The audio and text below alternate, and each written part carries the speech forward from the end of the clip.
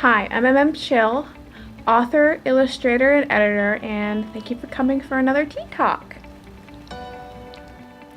So, what I really want to talk about today was the concept of criticism. Going back to a previous video of mine that I posted today, I'll link up here in the card, involving a controversy about a Mr. Dean Klein versus sci-fi and scary.com, where this seemed to be an author that at just the idea that he might receive criticism became extremely argumentative, extremely defensive, and overall seemed like he had very thin skin. Well, obviously Mr. Klein's reaction was utterly overblown and inappropriate, but it had me thinking, when is a dismissive or even argumentative reaction to criticism appropriate? Because there is no true rule to everything. There has to be a point where it would be appropriate, and that's what I've been thinking about today. I was racking my brain trying to think about it when I was in the car and I was listening to an NPR report saying that the architect I.M. Pei had passed away last night. If you don't know who the architect and artist I.M. Pei is, he designed the famous Louvre glass pyramid in Paris, France. And this is a world-renowned place. All your friends on Instagram who go to Paris, it's like obligatory that they have to post a picture of them posing in front of the Louvre.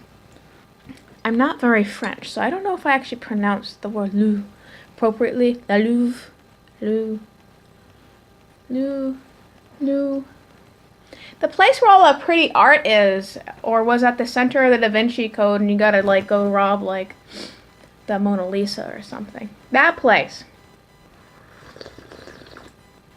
Anyways, the architect and artist I.M. Pei designed that.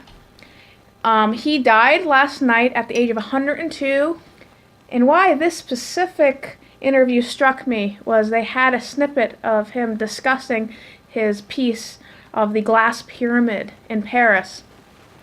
And he was very clear that when he first built it, the Parisians were not very happy with him.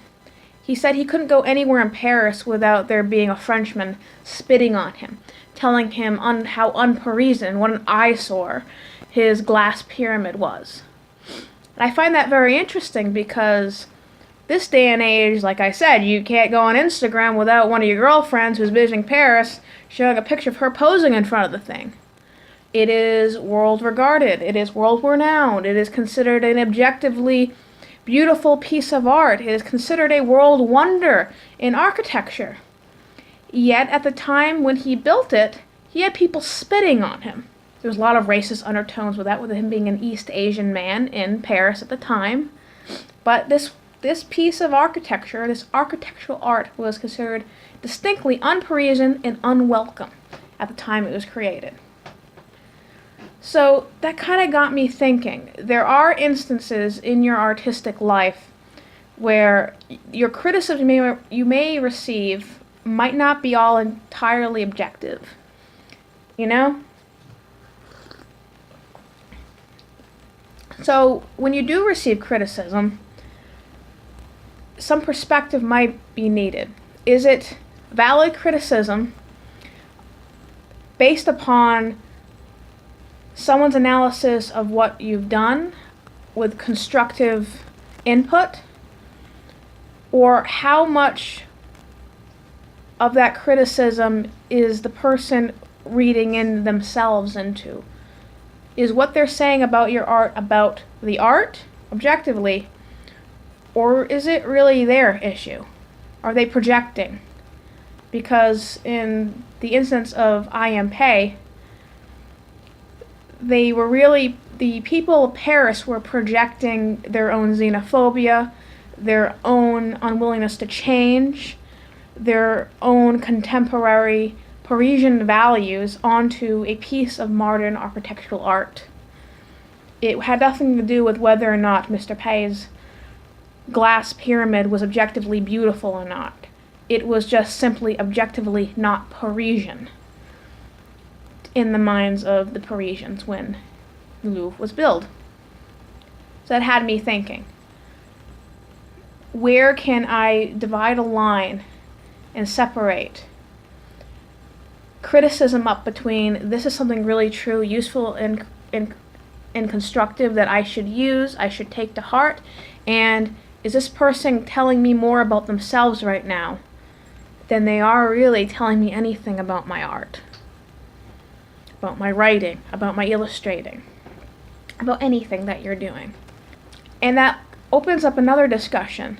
I don't think it's entirely possible for anyone to give you a critique without a piece of their own personality, their own characteristics being projected into it.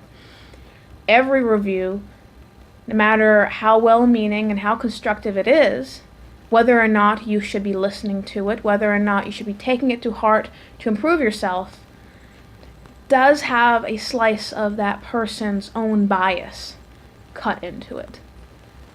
And there's nothing technically wrong with that.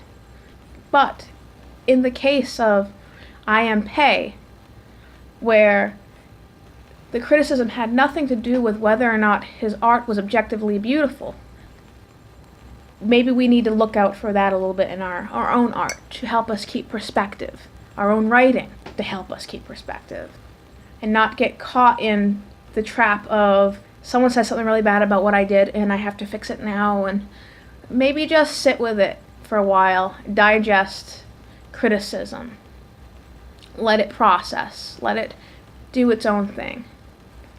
And then you can come to the decision whether or not is this about me or is this about them? And if it is about them, what parts of them am I prepared to accept? And if those are parts of them that you are prepared to accept, and you accept even though this was really about them, this really was very constructive criticism.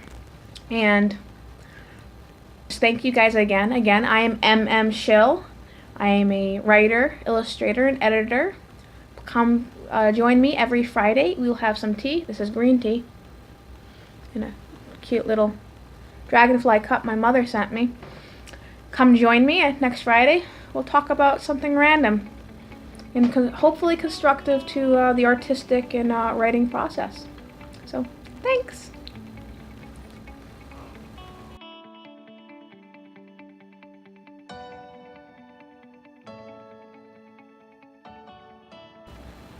Hi, I'm MM Schill, and cut.